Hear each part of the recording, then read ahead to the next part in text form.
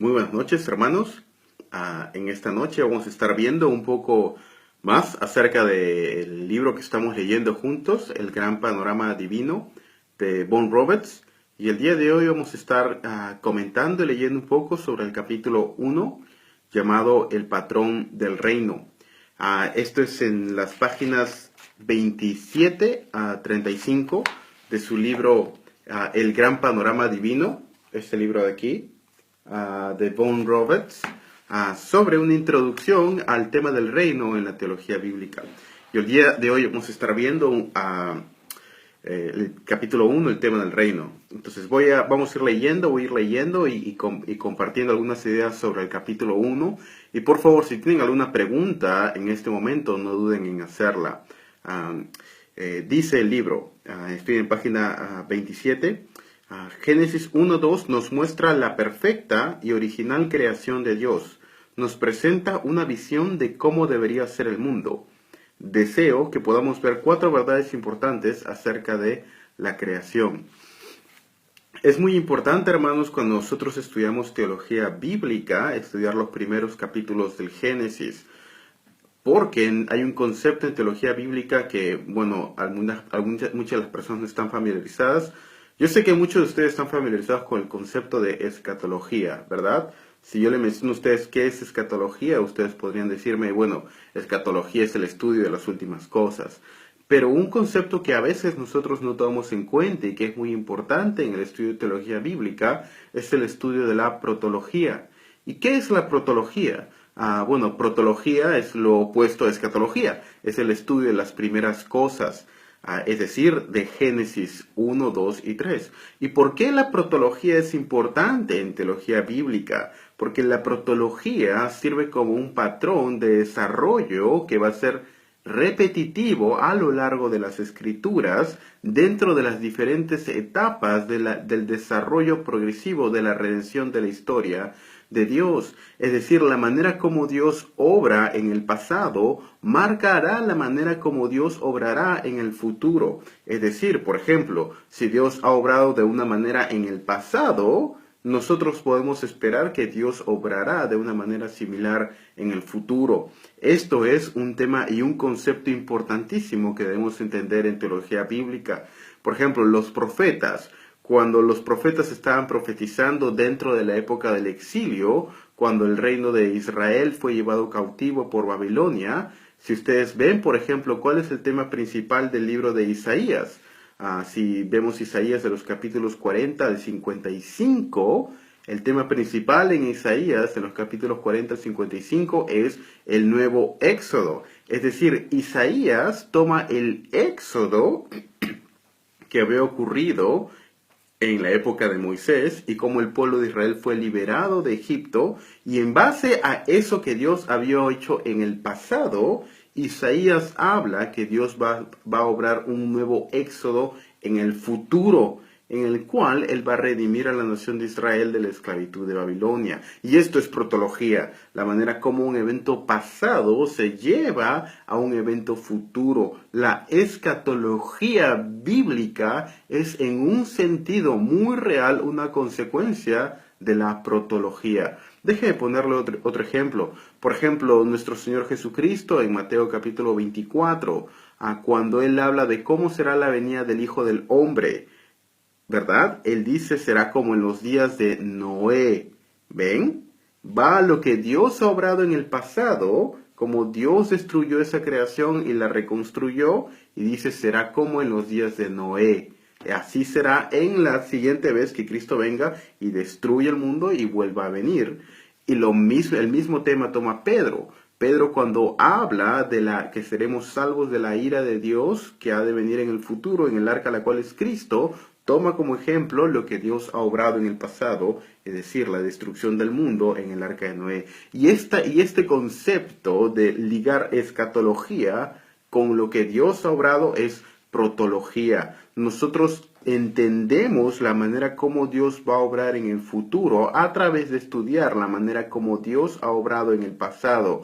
Y en teología bíblica nosotros estudiamos Génesis 1 al 3 y los primeros eventos porque esos primeros eventos nos van a dar el patrón o el molde del obrar de Dios a lo largo de la historia de la redención en las Escrituras. Y es muy importante tener en cuenta este concepto, porque cuando nosotros estudiamos escatología, es decir, el estudio de las últimas cosas, escatología, lo que Dios hará en el futuro, está directamente ligado a protología, lo que Dios ha hecho en el pasado. El obrar de Dios en el futuro es una consecuencia del obrar de Dios en el pasado. Y nosotros vivimos el día de hoy entre el pasado y el futuro. Esto es muy importante entender, de lo contrario nosotros podremos tener ideas descabelladas sobre escatología y sobre el obrar de Dios en el futuro, hermanos. Y es por eso que el libro comienza con un estudio de El patrón del reino. Es el título que Von Roberts le pone el título que a veces le van a encontrar en otros libros de teología bíblica va a ser protología o introducción a la protología, hermanos. Y con esto nos lleva al primer punto. Dios es el autor de la creación. Hay una pregunta, dice, hermano Jaime, te saluda Alexander. Fui alumno tuyo en los centros teológicos bautistas. He estado revisando tus artículos por el internet. Comparto tus puntos de vista. Adelante con la obra que el Señor te ha encomendado. Saludos fraternales. Muchas gracias, Alexander. Es de mucho ánimo tu apoyo en el ministerio. Gracias, hermano. Grant Goldsworthy define el reino. ¿Qué es el reino de Dios? El reino de Dios es el pueblo de Dios morando en el lugar de Dios bajo el gobierno y la bendición de Dios. ¿Y dónde es que este gobierno de Dios es mostrado plenamente en las Escrituras? Bueno, es mostrado en el inicio de la creación, en Génesis 1 al 3, y luego es mostrado nuevamente en Apocalipsis, cuando la tierra nueva y el cielo nuevo son unidos en Cristo Jesús. Entonces comienza diciendo, Dios es el autor de la creación. La Biblia comienza con la declaración en Génesis 1:1, estoy en página 27 del Gran Panorama Divino, diciendo, Dios en el principio creó los cielos y la tierra. Él, es decir, Dios, solamente es eterno y no ha habido tiempo en que Dios, el 3 en 1, no haya sido. Jesús se encarnó, tomó forma humana cuando nació en un pesebre en Belén, pero ese no fue el inicio de su existencia. Dios siempre ha existido, Dios trino, Padre, Hijo y Espíritu Santo. Ahora, solamente para hacer un comentario aquí, hermanos, en el principio Dios crea. Dios es el creador de todo cuanto existe y es antes de todo y diferente a su creación. Y yo sé que como cristianos compartimos este punto de vista y sabemos que Dios es quien crea. Pero un punto que a veces como cristianos no tenemos en cuenta es que Dios es un Dios trino. Es Padre, Hijo y Espíritu Santo. Y cuando en Génesis 1:1 dice, en el principio creó Dios, o en el principio Dios, ese Dios que está creando en el principio es la Trinidad. Padre, Hijo y Espíritu Santo son los que están creando al inicio todo cuanto existe. Si usted lee Génesis 1:1, en el principio creó Dios, y solamente piensa en el Padre o en un Dios unitario, entonces su concepto de Dios es más similar al concepto musulmán de Dios que al concepto cristiano de Dios. Porque el Dios cristiano, el Dios que crea, es un Dios trino. Padre, Hijo y Espíritu Santo. Y si usted lee Génesis 1:1 y no ve a Jesucristo creando todas las cosas por el poder de su palabra, entonces realmente no ha comprendido Génesis capítulo 1.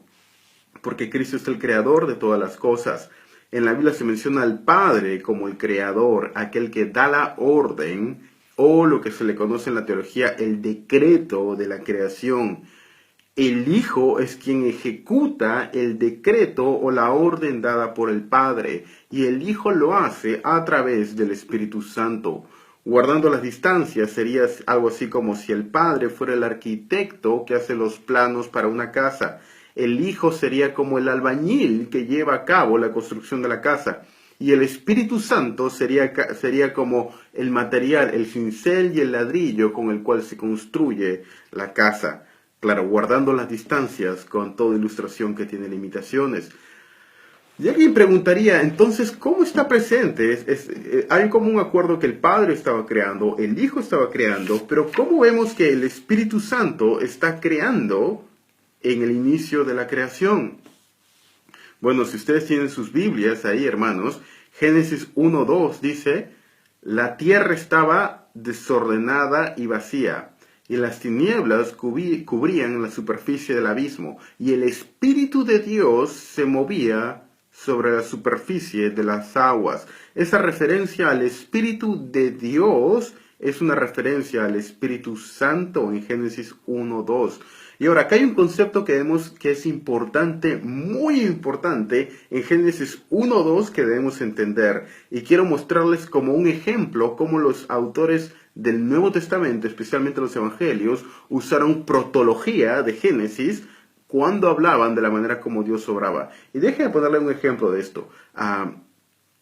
El Espíritu de Dios es el que está creando. El Espíritu Santo está creando en Génesis 1:2. La palabra que se usa en hebreo, cuando dice el Espíritu de Dios se movía sobre las aguas, es reheb, que literalmente significa aletear, mover, sobrevolar, energizar, batir. Es algo así como, ¿ustedes han visto el colibrí? Cómo el colibrí mueve sus alas muy rápido. Algo así. Esa es la misma palabra o la misma idea. Batir, moverse, aletear. De tal manera, esa es la misma palabra que se usa en Deuteronomio 32:11, cuando hablando de Dios, dice, como un águila que despierta de su nidada, que revoloteaba sobre sus polluelos, Dios extendió sus alas y los tomó, los llevó con su plumaje.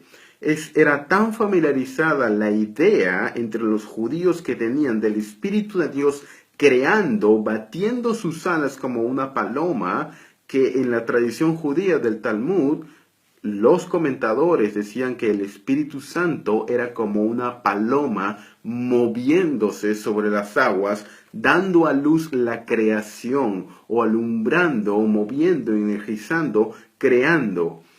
Y esta es la identificación, hermanos, del Espíritu Santo con una paloma. Ahora, dense cuenta de esto. Génesis 1:2. El Espíritu está moviendo sus alas sobre las aguas en la creación original. ¿Qué fue lo que Noé soltó cuando terminó el diluvio?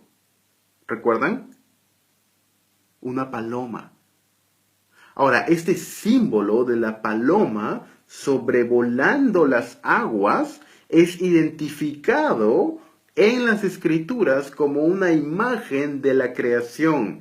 La creación original, el Espíritu Santo moviéndose como una paloma sobre las aguas en Génesis 1:2. En la recreación, en Génesis 6, después del diluvio, Noé suelta una paloma para simbolizar esta paloma moviéndose sobre las aguas, la recreación que había ocurrido en Génesis capítulo 6. Luego, cuando vemos este mismo evento de recreación moviéndose una paloma sobre las aguas, en el bautismo de nuestro Señor Jesucristo.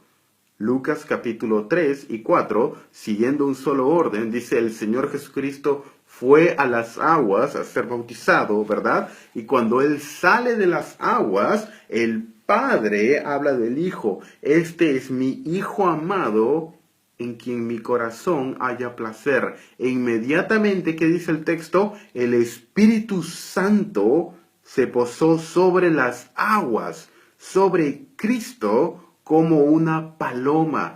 ¿Cuál es la referencia que hace ahí los autores del Nuevo Testamento? Bueno, el Espíritu Santo es identificado moviéndose sobre las aguas. Esta misma imagen de Génesis capítulo 6, esta misma imagen de Génesis capítulo 1, verso 2, del Espíritu de Dios moviéndose y recreando, es la misma imagen que se usa en el bautismo de Jesucristo. ¿Y qué es lo que significaba el uso del Espíritu Santo moviéndose como una paloma en el bautismo de Cristo? Bueno, este es el punto. En la creación original, Dios crea a través del Espíritu Santo como una paloma moviéndose sobre las aguas. En la recreación de todas las cosas, o el advenimiento, la inauguración del reino de Dios, a través del cual Dios restauraría todas las cosas a la creación original, aún mejor, en el inicio del ministerio de Cristo Jesús, marcado por su bautismo, Dios usa la misma simbología, el Espíritu Santo moviéndose sobre las aguas como una paloma, marcando el inicio de la restauración de todas las cosas en el ministerio de Cristo Jesús, inaugurado en su bautismo, consumado en su resurrección y completamente completado en su segunda venida. Y nosotros estamos viviendo en estos días, en los cuales el Espíritu Santo, a través de la gente, la iglesia, el pueblo de Dios, está restaurando todas las cosas en la inauguración del reino de Dios a la creación original. Restauración que no será culminada ahora, sino hasta la venida de nuestro Señor Jesucristo. Pero nosotros vivimos en ese reino, vivimos en el ya, pero todavía no. El reino ha venido, el Espíritu Santo ha llegado, Jesucristo ha resucitado, y nosotros somos participantes de ese reino. Y esa es la verdad, hermanos, en Génesis capítulo 1, cuando el Espíritu Santo se movía como una paloma, en Génesis capítulo 1, verso 2. Me gustaría analizar cada verso de Génesis, pero me demoraría horas a hacerlo, hermanos. Pero vamos a seguir con la lectura. Estamos ahora en página 28. Dice el libro de Von Roberts: esta actitud hacia el mundo material, el segundo párrafo, difiere en gran manera de algunas filosofías y religiones, centradas solo en lo espiritual y el alma. Cualquier otra cosa se considera como de segunda importancia y en el peor de los casos como diabólico. Conciben que la salvación involucra el alma, la cual es rescatada de la prisión para unirse al mundo inmaterial donde Dios mora. Pero la Biblia no da lugar a tales perspectivas. No se nos permite considerar superior a lo espiritual sobre lo físico. La materia importa porque Dios la creó y es buena. Él se interesa no solo en nuestras almas, sino también en nuestros cuerpos y el mundo donde vivimos. Ese es un punto importante. Desde el comienzo vemos que Dios crea y Dios llama a la creación y le dice algo bueno. Por lo cual el cuerpo, la creación, es importante. Dios crea todas las cosas, hermanos. Nosotros no somos platonistas. No existe el platonismo cristiano, aunque en algunas iglesias o algunos hermanos tendieran a pensar pensarían como si la creación fuera mala. Les cuento una anécdota. Viene a mi mente el siglo XIII, Francisco. La orden franciscana solía llevar en su bolsillo un paquete de cenizas, y cuando los franciscanos eran invitados a comer, usualmente, los franciscanos eran una de las 3 órdenes mendicantes del siglo XIII, y a diferencia de los dominicos, los franciscanos iban y visitaban a las personas en las casas, hacían labor pastoral. Esto traía como consecuencia que eran continuamente invitados a comer. Y una de las anécdotas de los franciscanos es que llevaban este paquete de cenizas y cuando los invitaban a comer en las casas, a veces les servían comida, un buen lomo de carne. Y lo que hacían para evitar el disfrute o el deleite que les traía el saborear la carne era poner un poco de cenizas sobre la carne para no disfrutar o no tener el placer que la comida le daba a los sentidos. ¿Por qué? Porque lo consideraban un sacrificio a Dios el privarse de esto. ¿Pero por qué? Porque había algo dentro de su teología que les indicaba que la creación de alguna manera no era buena, que no debían disfrutar la creación. Por eso era la parte del celibato o el no disfrute de la comida, etc. El día de hoy disfrutamos de las cosas. Me encanta un lomo saltado, hermanos. A todo aquel que quiera invitarme es muy bienvenido a hacerlo. Pero nosotros, el lomo saltado es una comida que comemos en Perú.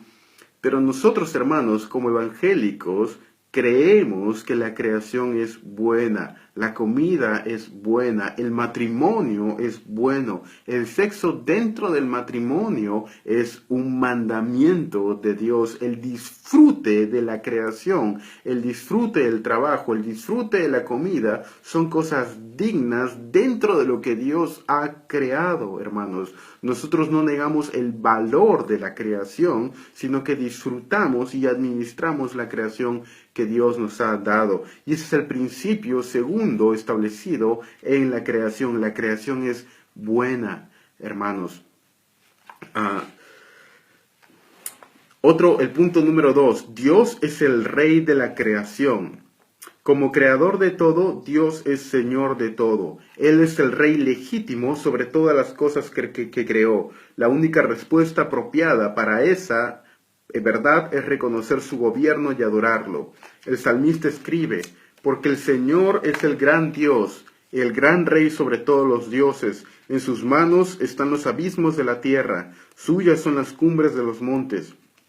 Suyo es el mar porque Él lo hizo. Con sus manos formó la tierra firme. Vengan, postrémonos reverentes, doblemos la rodilla ante el Señor nuestro Hacedor, porque Él es nuestro Dios y somos nosotros el pueblo de su prado. Somos un rebaño bajo su cuidado. Dios se revela en Génesis capítulo 1 como Señor.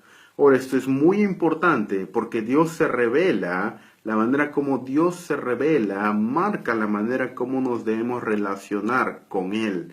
Dios es creador de todo cuanto hay, pero también Dios es Señor de todo cuanto hay. Él es Señor.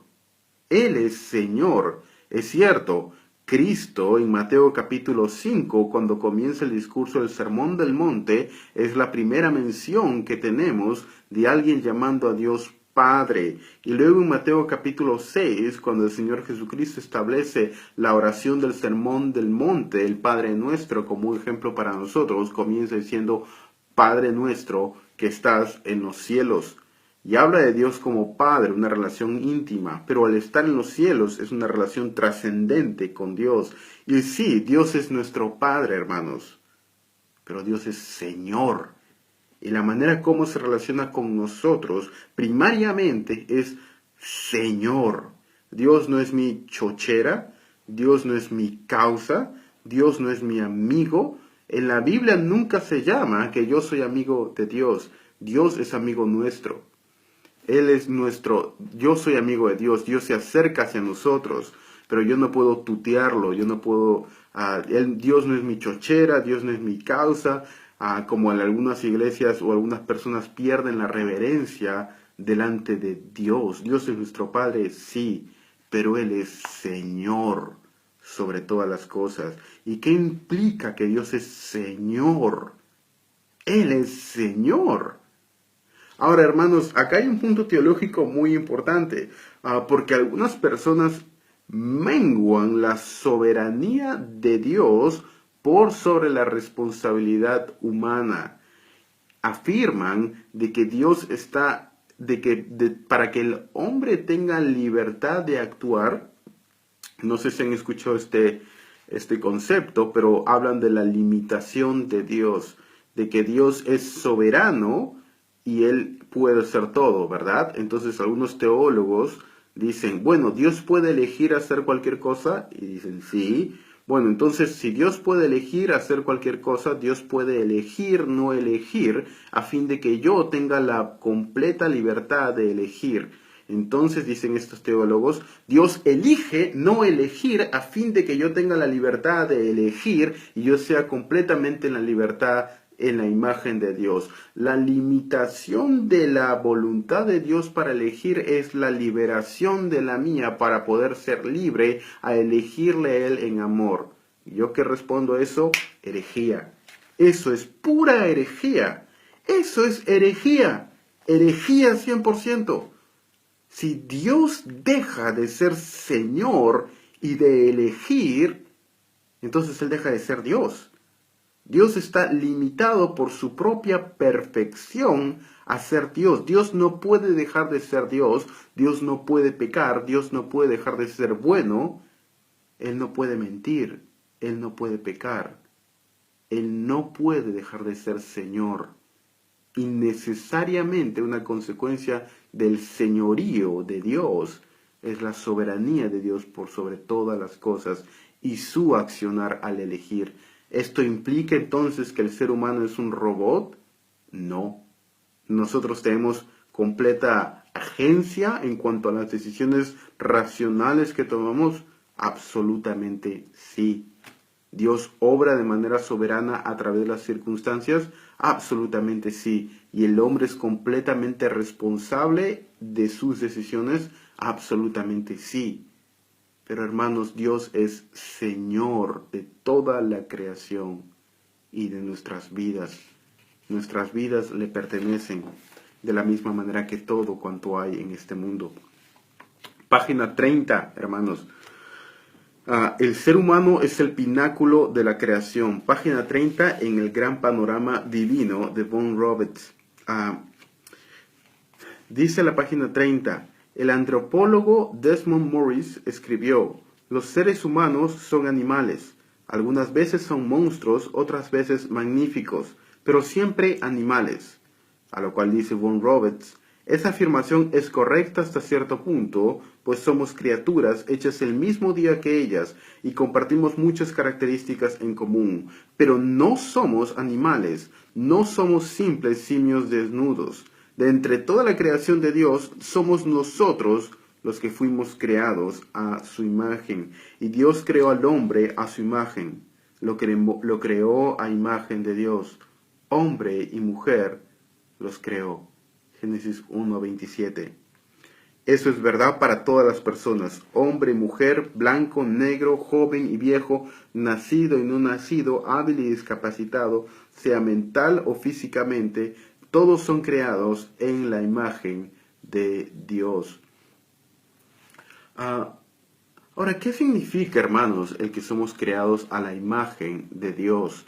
Bueno, para esto tenemos que entender un poco acerca del trasfondo cultural de Antiguo Medio Oriente.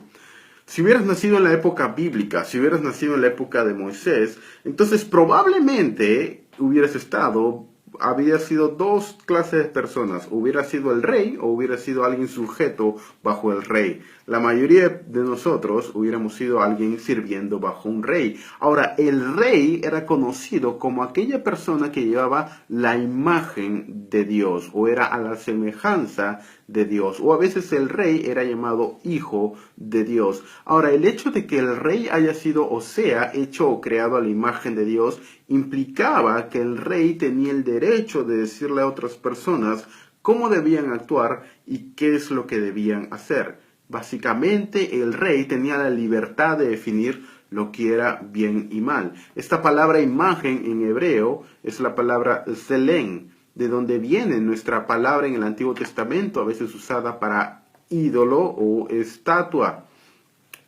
Ahora, es radicalmente el concepto hebreo diferente a cualquiera que hubiera tenido en Antiguo Medio Oriente, pues Dios dice que no el rey, sino toda la humanidad son creados a la imagen de Dios, lo cual quería decir que ellos eran representantes de Dios en la tierra. Y esta imagen de Dios, representantes de Dios, es primariamente funcional en lugar de ontológica. ¿A qué me refiero con eso? Es decir, nosotros no somos ontológicamente como Dios, es decir, no soy eterno, no soy todopoderoso, más bien funcional, quiere decir que represento o hago las cosas que Dios hace. Es a eso a lo que se refiere la imagen. La imagen de Dios en el hombre es primariamente una imagen funcional en lugar de ontológica. Es decir, nosotros representamos a Dios en la manera como interactuamos representando a Dios. Es por esto que los israelitas en Éxodo capítulo 20 se les prohíbe hacer una imagen de Dios. ¿Se dan cuenta de esto? Uno de los mandamientos es no te harás imagen de Dios, no te harás imagen de la divinidad. No te harás imagen, selén, la palabra hebreo para imagen. Ahora, ¿por qué era que los israelitas, los hebreos, no debían hacerse imagen de Dios? Porque ya había una imagen de Dios. tú y yo. ¿Por qué no debían tener una estatua o un ídolo o una imagen de Dios? Porque ya había una imagen de Dios. Ya había una representación de Dios. Tú y yo. El ser humano llevaba la imagen de Dios y fue creado para que representara a Dios a través de sus acciones. Sin embargo, la caída del pecado no eliminó la imagen, pero distorsionó la imagen, la cual fue perdida en Adán, distorsionada en Adán. Y por eso Cristo, cuando viene, Él, como el segundo Adán, es creado completamente a la imagen de Dios, y en su resurrección y glorificación es restaurada la imagen de Dios a nosotros, de tal manera que ahora, al estar en Cristo Jesús, realmente podemos llevar a cabo aquello para lo cual fuimos creados, que es ser representantes de Dios en este mundo, y llevar a cabo aquello a lo que fuimos creados. Hermanos, déjenme leerle un verso. Génesis capítulo 1, verso 26. Génesis 1.27. 1.26. Dice, y estoy leyendo de versión Nueva Biblia de los Hispanos, es la que siempre uso, por si acaso. Y dijo Dios, Padre, Hijo y Espíritu Santo, hagamos al hombre a nuestra imagen, conforme a nuestra semejanza, y ejerza dominio sobre los peces del mar, sobre las aves del cielo, sobre los ganados, sobre toda la tierra y sobre todo reptil que se arrastra sobre la tierra. Verso 27. Dios creó al hombre a imagen suya, a imagen de Dios lo creó.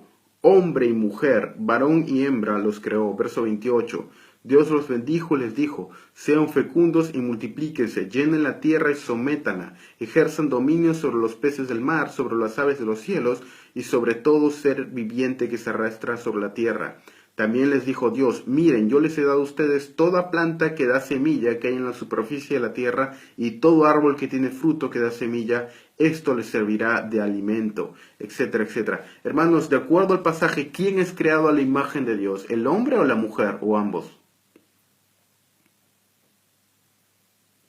Ambos. Ahora, lean nuevamente el pasaje. ¿A quién Dios le dice que ejerza dominio sobre los peces del mar, sobre las aves de los cielos y todo, sobre todo ser viviente? ¿A quién Dios le da dominio por sobre la creación?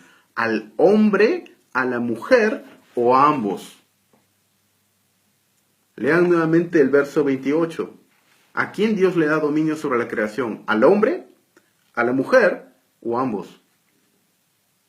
Bueno, espero que respondan conmigo a ambos, ¿verdad?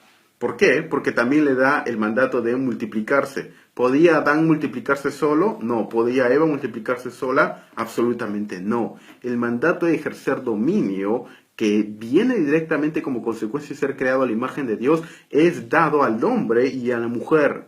La mujer refleja la imagen de Dios tanto como el hombre. La mujer es creada a la imagen de Dios tanto como el varón. El varón no tiene un estatus superior al de la mujer, ni tampoco de dominio. Una pregunta, hermanos, a aquellos que están casados. ¿Debe la mujer someterse al hombre? ¿Debe la mujer someterse al hombre? Bueno, espero que respondan no. La Biblia no manda a que la mujer se someta al hombre. La Biblia manda a que la esposa se someta a su esposo. Pablo dice, esposas, someteos a vuestros esposos. Es decir, mi esposa debe someterse a mí. Esposa a su propia esposa. No es mi esposa someterse al otro esposo. No es mi esposa sometiéndose a todos los esposos. No es mi esposa sometiéndose a ti. Es solamente la esposa a su propio esposo. Este mandamiento es dentro del contexto del matrimonio. ¿Y por qué enfatizo esto, hermanos? ¿Por qué? Porque a veces en el Perú, al menos, en una nación tan machista con la que vivimos, a veces se tiene la idea que la mujer, por el solo hecho de ser mujer, es de alguna manera sometida al sexo masculino. Eso no tiene apoyo bíblico. Es los hijos sometidos a los padres, la esposa al esposo. Pero fuera de eso, el mandamiento no es que el género masculino, el sexo masculino, subyugue al género femenino como tal y tenga el género masculino alguna preponderancia sobre el género femenino. A ambos les es dado dominio, pero la complementariedad bíblica es dentro del contexto del matrimonio. Y en la iglesia Dios le ha dado al varón, a los varones que sean pastores, por eso no hay mujeres pastoras. Y dentro de la familia es el esposo quien es la cabeza de su esposa. Pero dentro de lo que es ontológicamente en el ser humano, no es que el sexo femenino sea un sexo de una manera inferior al sexo masculino. El reposo, meta de la creación. Estamos en página 31. La división en los capítulos de la Biblia no la hicieron sus autores, sino editores. Es una pena que hayan decidido terminar Génesis 1 donde lo hicieron, después de la creación del hombre y la mujer. Eso da la impresión de que los seres humanos son el clímax de la creación. Pero el clímax real viene al inicio del capítulo 2. Así quedaron terminados los cielos y la tierra, y todo lo que hay en ellos. Al llegar el séptimo día, Dios descansó, porque había terminado toda la obra que había emprendido. Dios bendijo el séptimo día y lo santificó, porque en ese día descansó de toda su obra. Y este es un punto importantísimo, porque el punto del reposo de Dios en Génesis capítulo 2 es un punto escatológico primariamente. Es decir, el descanso de Dios apunta hacia el descanso de la consumación de todas las cosas. Daniel Maxi pregunta, hermano, ¿a eso se refiere lo que se llama el mandato cultural? Sí, Daniel, a veces eso se le conoce como el mandato cultural o el mandato de producir la tierra, administrar la tierra que tiene el ser humano, y esto implica el mandato de avanzar o crear, recrear en un sentido, usar lo que Dios nos ha dado para el bien del mundo y de la sociedad, y a eso se refiere con el mandato cultural, Daniel.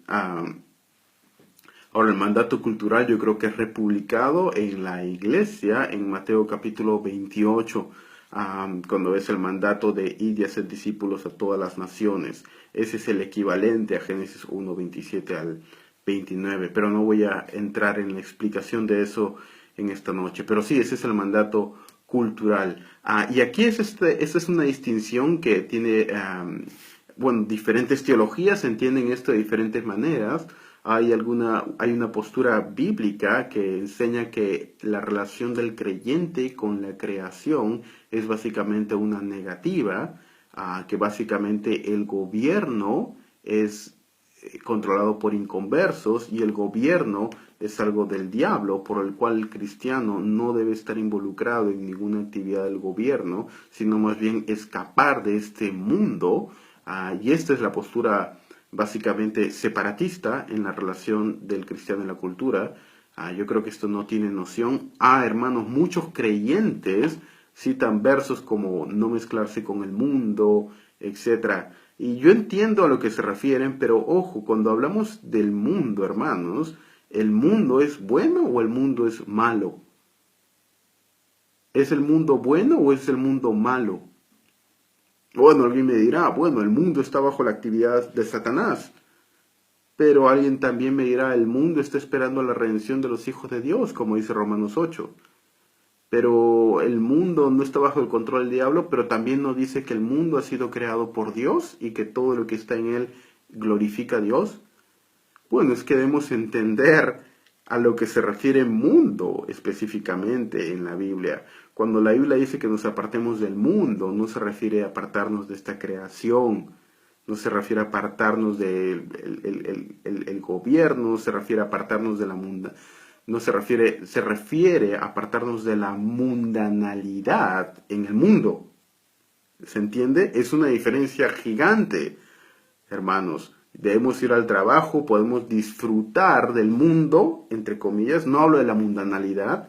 Absolutamente sí. Disfrutamos de la creación de Dios, disfrutamos de la comida, del trabajo, esposa, familia, hijos. Es bueno.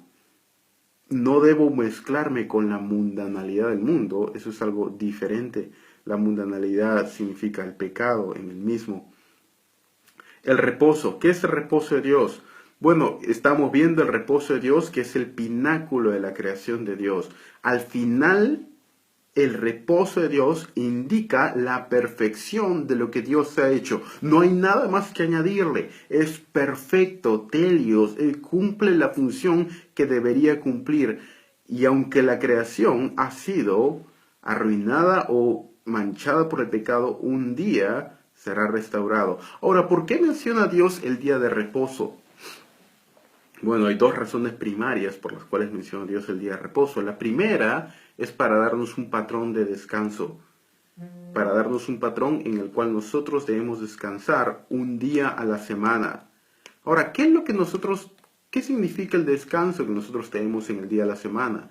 Bueno, yo creo que en la actualidad el día de reposo tiene dos funciones primarias. Una, adorar a Dios por la restauración que ha hecho en Cristo Jesús, es decir, la congregación, congregarse. Y la segunda, nosotros descansamos. ¿Y qué celebramos en ese descanso? En ese descanso celebramos aquel descanso que Dios ya ha tenido de todas las obras. Es decir, celebramos la esperanza escatológica o futura de que Cristo un día va a regresar y va a hacer nuevas todas las cosas. Yo puedo descansar el día de hoy con la confianza de que Dios ya descansa. Primariamente el descanso, lo que celebro el domingo, es escatológico. Es la confianza de que Dios un día va a restaurar todas las cosas y por eso puedo descansar. Por eso no tengo ansiedad. Todo está en manos de Dios. Dios va a restaurar las cosas. El día de reposo es un anticipo de la nueva creación. Es un recordatorio de que Dios es soberano en su creación.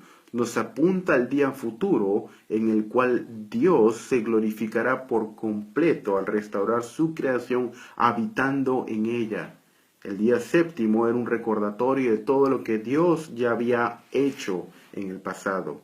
Y nosotros celebramos el día octavo o el primer día de la semana, que es un recordatorio de todo lo que Dios hará en el futuro. Hermanos. Página 33, el reino de Dios. Y ese es el último tema que vamos a estar viendo en esta noche. Israel Ruiz, Juan 3:16. Porque de tal manera amó Dios al mundo que dio a su único Hijo, para que todo aquel que en él crea no se pierda, mas tenga vida eterna. ¿A quién se refiere con mundo en Juan 3:16? Bueno, nosotros sabemos que Juan usa la palabra mundo, cosmos, de 4 maneras diferentes, ¿verdad? Algunas veces se refiere a la tierra, es decir, la creación. Algunas veces se refiere a las personas del mundo. Algunas veces se refiere al sistema diabólico que reina en el mundo. Algunas veces se refiere como una distinción que no hay ni entre griego ni entre judío, es decir, no acepción de personas a la universalidad. ¿A quién se refiere Juan 3:16 con mundo? Se refiere a todas las personas del mundo.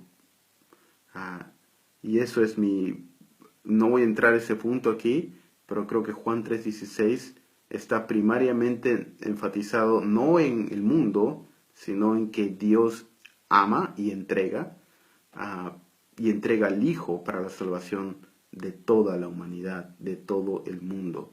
No creo que Juan 3:16 hable solamente de los escogidos. Exégesis no apoya esa conclusión. Pero eso puede ser tema de discusión en otro día. O escribiré un artículo probablemente sobre la exégesis de Juan 3:16. El reino de Dios. Este es página 33. El reino de Dios. En el jardín del Edén vemos un patrón del reino de Dios. El pueblo de Dios, Adán y Eva, viven en el lugar de Dios, el jardín del Edén, bajo el gobierno de Dios. Como resultado de estar bajo el gobierno, es decir, la obediencia a Dios, disfrutan de la bendición de Dios. Sin embargo, no pasa mucho tiempo hasta que todo se arruine por el pecado. Desde entonces, Dios se ha dado la tarea de restablecer su reino y llamar a la gente a volver a tener comunión con Él. Él desea que disfrutemos el propósito de su creación y entremos en la perfección del séptimo día, su descanso. Parte del propósito de la ley del sábado, dado en Éxodo capítulo 20, versos 8 al 11, era recordarle a los israelitas que ese es el principal propósito para el cual fue diseñada el mundo presente. Ahora, ¿qué nos referimos con el reino, hermanos? Esta frase que también hablamos. Bueno, el reino de Dios es el gobierno de Dios en el lugar de Dios al pueblo de Dios. Existe una relación, entonces, ¿cómo se relaciona el pacto con el reino o el decreto? ¿Existe una relación entre los mismos? Absolutamente sí. Y quiero explicar un poco este tema. A veces se menciona el reino. Bueno, quisiera explicar los términos decreto, pacto y reino. ¿Cuál es el tema principal de las Escrituras? El reino de Dios. ¿Y a qué se refiere el reino de Dios? Bueno, se refiere a todo el obrar de Dios como rey o como señor por sobre su creación, dando leyes y estipulando la manera como su creación debe relacionarse con él. Ahora, déjeme explicarle esto. El decreto es aquel que Dios da antes de la creación del mundo de crear, y el decreto yo creo que incluye de manera pasiva también la caída, e incluye la redención en Cristo Jesús. Ahora, este decreto es llevado a cabo en el reino y es restaurado a través del pacto. El pacto es el medio a través del cual el reino es restaurado en Cristo Jesús. El reino de Dios es todo el universo, no es la iglesia, hermanos. Ahora, cuando hablamos del reino de Dios, Dios crea, y es lo que vemos en la historia del Antiguo Testamento, es lo que a veces se conoce como la historia de la redención.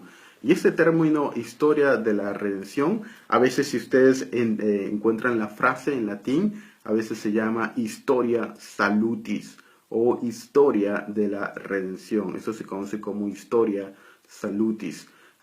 Y esto es lo que vemos, la manera como Dios obra en el Antiguo Testamento y el Nuevo Testamento. Ahora, la manera como esta historia salutis o los hechos de Dios en el Antiguo y Nuevo Testamento son plasmados en la vida del creyente a través del Espíritu Santo es lo que se conoce como el ordo salutis o el orden de la salvación.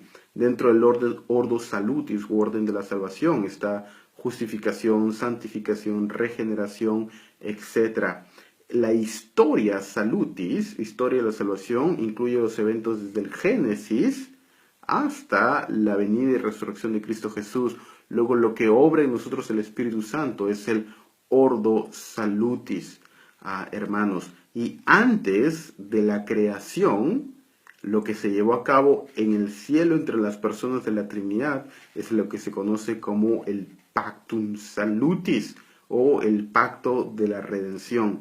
De tal manera que toda la historia de la eternidad pasada hasta la creación, es lo que se conoce como el pactum salutis. De la creación hasta la redención es la historia salutis. Y el obrar de Dios en la vida del creyente es el ordo salutis, hermanos. Y espero no haberlos confundido con las palabras en latín, pero esos son los términos que se usan en teología sistemática, hermanos. Bueno, para concluir este capítulo 1, hermanos, y la próxima semana vamos a estar viendo el capítulo 2, el reino perdido.